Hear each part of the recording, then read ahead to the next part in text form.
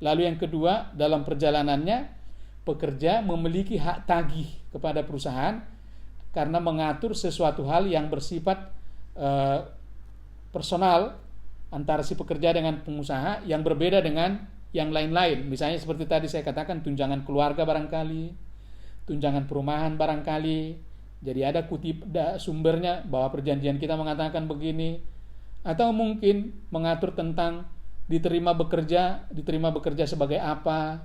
Itu bisa dilihat di perjanjian kerja. Misalnya di perjanjian kerjanya diatur bahwa X diterima bekerja untuk jabatan manajer keuangan di kantor pusat di Jakarta. Kalau dituliskan seperti itu, maka pekerja tentu tidak boleh ditempatkan langsung ke Kalimantan atau ke Sulawesi.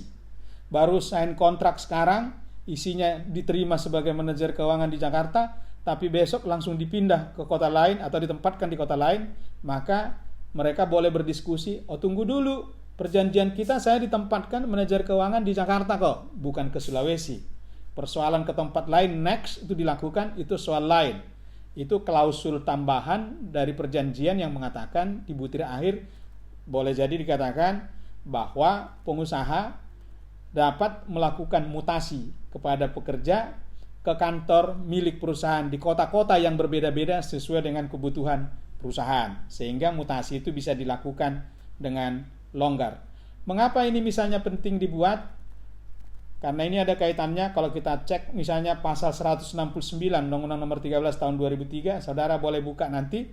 Di situ ada ketentuan mengatakan pekerja yang dipekerjakan menyimpang dari apa yang diperjanjikan, dia dapat mengajukan permohonan PHK, dan apabila dikabulkan oleh pengadilan permohonan PHK-nya, maka dia dapat kompensasi pesangon sebesar 2 kali ketentuan pasal 156 Undang-Undang Nomor 13 Tahun 2003. Nah, jadi dari situ semua saudara-saudara bisa melihat bahwa perjanjian kerja memiliki peran yang sangat penting.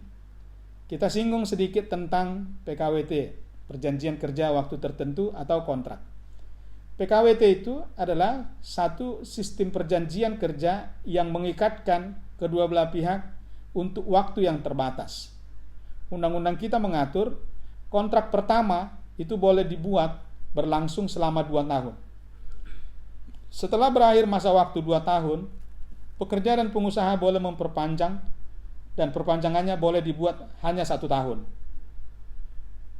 Nah, setelah berjalan 1 tahun, selesai perpanjangan 1 tahun, berarti sudah jalan 3 tahun, lalu kemudian dianggap masih ada keinginan untuk melanjutkan hubungan kerja, maka pengusaha dan pekerja boleh menyepakati yang namanya pembaharuan PKWT berlangsung selama 2 tahun berikutnya, dengan masa pembaharuannya cuma 1 kali, dengan lama waktu paling lama 2 tahun. Oleh karena itu, mereka yang bekerja dengan ikatan PKWT, maka dimungkinkan mereka bekerja dalam ikatan itu selama 5 tahun. Artinya, kalau sudah lewat dari 5 tahun, maka tidak boleh lagi dengan PKWT. Lalu apa yang harus dilakukan?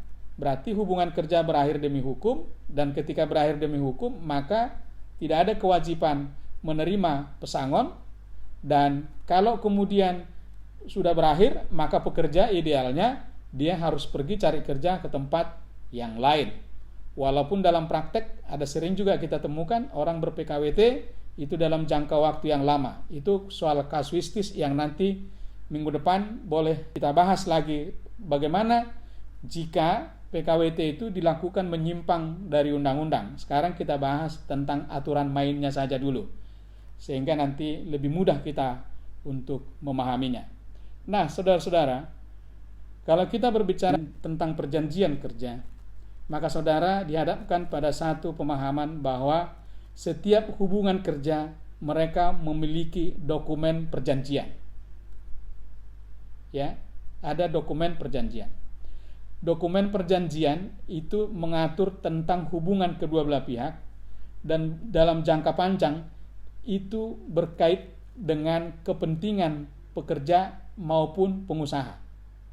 Karena kalau mau menghitung pesangon, pengusaha pun tidak mau salah dong dalam menghitung, pekerja pun tidak mau salah, sehingga tidak ada yang dirugikan. Sebagai perjanjian yang tadi memenuhi syarat-syarat yang kita sudah katakan, maka setiap orang yang terikat dalam hubungan kerja harus patuh pada isi perjanjiannya. Tetapi karena perjanjian itu sifatnya isinya dia akan statis. Karena bayangkan dibuat dari tahun sekarang, hubungan berlangsung sampai 20-25 tahun, maka situasinya bisa berbeda. Undang-undang pun akan mengatur hal-hal yang baru. Maka yang berlaku bagi kedua belah pihak tidak terbatas pada apa yang mereka atur di dalam perjanjian kerjanya, tetapi berlaku juga bagi mereka segala ketentuan perundang-undangan yang terbaru dengan prinsipnya demikian. Dalam hubungan kerja, norma yang diberikan kepada pekerja adalah norma-norma yang tidak merugikan pekerja. Jika suatu ketika ada perjanjian mengatur suatu norma dan kemudian akibat perubahan perundang-undangan dan norma yang pernah dalam perjanjian itu sudah berubah, maka secara otomatis pengusaha dan pekerja tunduk pada norma yang baru di dalam peraturan perundang-undangan, sehingga tidak bisa dikatakan undang-undang terbaru sekarang mengatur demikian, kita tidak tunduk dengan itu karena kita sudah pernah membuat perjanjian yang berbeda dengan itu. Tidak bisa. Karena itulah dinamikanya, peraturan perundang-undangan yang terbaru lahir, dia akan selalu mengatur hal yang lebih baik dari yang sudah berlalu. Itu prinsipnya.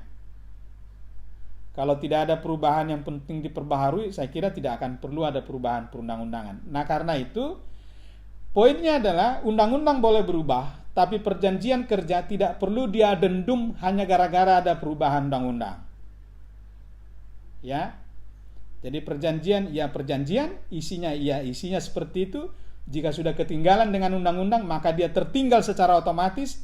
Yang otomatis dipedomani adalah peraturan perundang-undangan. Kira-kira demikian penjelasan saya. Kalau ada mau pertanyaan, silakan.